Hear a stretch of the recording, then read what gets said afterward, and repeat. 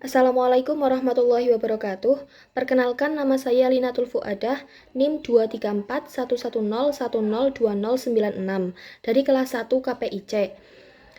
Di sini saya akan menjelaskan tentang sejarah kebudayaan Islam di Banyumas untuk memenuhi tugas UAS mata kuliah SKI yang diampu oleh Ibu Intan. Wilayah Jawa Tengah bagian barat sampai selatan atau disingkat sebagai JTBS 5 yang meliputi Banyumas, Cilacap, Purbalingga, Banjarnegara, dan Kebumen. Dalam sejarahnya mempunyai kaitan dengan sejarah kerajaan di Jawa. Secara historis, sejarah masyarakat JTBS termasuk dari zaman prakolonial atau masa kerajaan Jawa.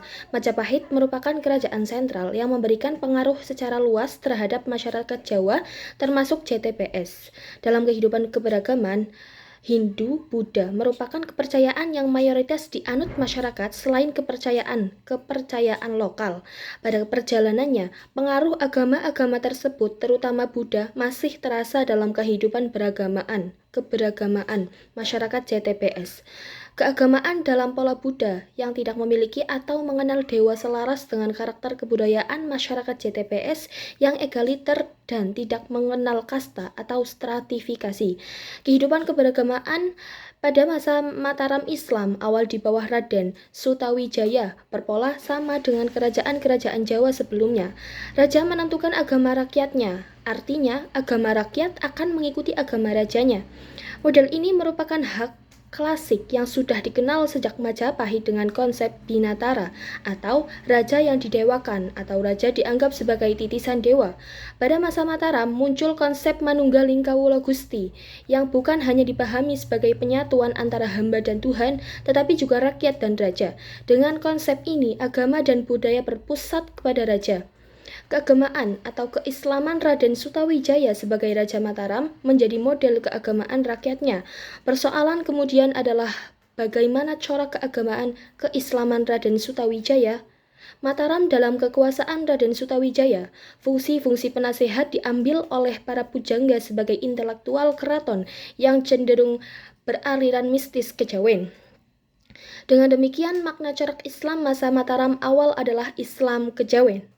Corak Islam kejawen tersebar ke seluruh wilayah kekuasaan Mataram termasuk Banyumas.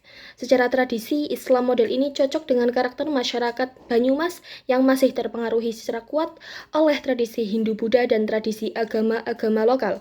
Mistisisme pada masyarakat Banyumas masih sangat kuat sehingga pada saat Raden Sutawijaya menginstruksikan seluruh rakyatnya berpindah ke agama Islam dengan corak kejawen bisa diterima secara masif. Islam kejawen merupakan bentuk pertemuan antara Islam dan budaya Jawa melalui pendekatan sufistik. Pendekatan ini relatif menepikan unsur-unsur teknis dari agama seperti syariat atau fikih, melainkan lebih kepada orientasi substantif dari keagamaan. Implikasi teknisnya adalah pada masa awal Islam kejawen ala Mataram tidak merubah praktik-praktik keagamaan secara mendasar. Praktik misalnya bakar dupa atau membuat sesaji pada ritual keagamaan masih berjalan dan tidak dilarang. Perubahan terjadi pada misalnya penyebutan nama Tuhan dari Sang Hyang Widi menjadi Allah. 14 perkembangan Islami Sutawijaya di Banyumas berlangsung cepat dan saat ini bukti yang absah terkait sisa-sisa Islamisasi tersebut adalah Islam aboge. Dengan narasi di atas, interaksi kebudayaan dan masyarakat Banyumas dengan agama terutama Islam memberikan corak yang berbeda dengan Jawa pada umumnya. Beberapa artefak kebudayaan menunjukkan bahwa persebaran Islam di Banyumas meluas ke beberapa wilayah di sekitarnya seperti Cilacap, Purbalingga, Banjarnegara, Brebes, dan Banjar, Jawa Barat. Corak keagamaan di wilayah ini relatif sejenis dan bisa dilihat dari indikasi bahasa, praktik keagamaan atau keislaman, dan peninggalan-peninggalan sejarah Islam. Landasan teori, pembahasan mengenai Banyumas sebelum Islam tidak bisa dipisahkan dari sejarah dua kerajaan besar yang menguasai bumi Jawa, yaitu Kerajaan Majapahit di Jawa Timur dan Pajajaran di Jawa Barat. Alur Majapahit yang kemudian membentuk Banyumas bisa ditelusuri pada sejarah berdirinya Kadipaten Wirasaba. 1. Abad 15. Sementara jalur kerajaan Pajajaran dapat ditemukan pada sejarah berdirinya Kadipaten Pasir Luhur atau abad 14-15. Setelah dua kerajaan besar tersebut, kerajaan-kerajaan di Jawa Tengah bagian timur, Demak, Pajang, dan Mataram mengambil alih wilayah Banyumas dengan membangun Kadipaten Wirasaba II dan Kadipaten Banyumas abad 16-19. Dengan demikian, Banyumas sebenarnya hanyalah merupakan kota kabupaten yang merupakan bagian dari baik kerajaan Majapahit, Pajajaran maupun kerajaan-kerajaan di Jawa Tengah bagian timur, wilayah Jawa Tengah bagian barat sampai selatan atau JTPS yang meliputi Banyumas, Cilacap, Purbalingga, Banjarnegara, dan Kebumen. Dalam sejarahnya, mempunyai kaitan dengan sejarah kerajaan di Jawa. Sejarah kerajaan Jawa tidak bisa lepas dari eksistensi Majapahit, Kesultanan Demak, Mataram, Yogyakarta, dan Kasunanan Surakarta. Kerajaan-kerajaan besar di Jawa tersebut secara geografis cukup jauh dari wilayah JTPS. Kondisi ini cukup berpengaruh terhadap konstruk kebudayaan JTPS yang sangat berbeda dengan tradisi dan kebudayaan keraton. Dari sisi bahasa misalnya, masyarakat JTPS memiliki dialek yang berbeda dengan wilayah eks kerajaan-kerajaan Jawa di Demak, Yogyakarta, Surakarta, dan Jawa Timur. Dialek yang biasa disebut dengan ngapak menjadi ciri khas Banyumas dalam konstelasi kebudayaan Jawa.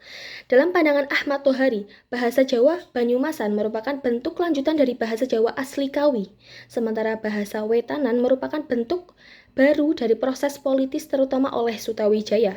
Dengan demikian, wilayah JTPS sebagai berkumpulnya komunitas-komunitas sosial yang memiliki jarak jauh dari kerajaan memiliki subkultur yang berbeda dengan Jawa pada umumnya. Egalitarianisme sebagai corak kehidupan sosial yang cilik dominan dalam kultur masyarakat JTPS. Begitu halnya terkait dengan orientasi kebudayaan yang mengarah pada populisme. Berbeda dengan keraton, yang orientasi kulturnya bersifat elitis. Hal ini karena kultur yang dibangun dalam rangka memberikan penghormatan kepada raja dan keluarganya. Secara historis, sejarah masyarakat JTPS termasuk dari zaman para prakolonial atau masa kerajaan Jawa. Majapahit merupakan kerajaan sentral yang memberikan pengaruh secara luas terhadap masyarakat Jawa termasuk JTPS. Dalam kehidupan keberagamaan, Hindu Buddha merupakan kepercayaan yang mayoritas dianut masyarakat selain kepercayaan lokal. Pada perjalanannya, pengaruh agama-agama tersebut terutama Buddha masih terasa dalam kehidupan keberagamaan masyarakat JTPS. Keagamaan dalam pola Buddha yang tidak memiliki atau mengenal dewa selaras dengan karakter kebudayaan masyarakat JTPS yang egaliter dan tidak mengenal kasta atau stratifikasi.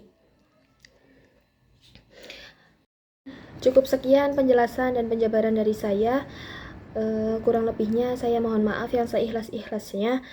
Wallahul muwaffiq ila aqwamit thoriq. Wassalamualaikum warahmatullahi wabarakatuh.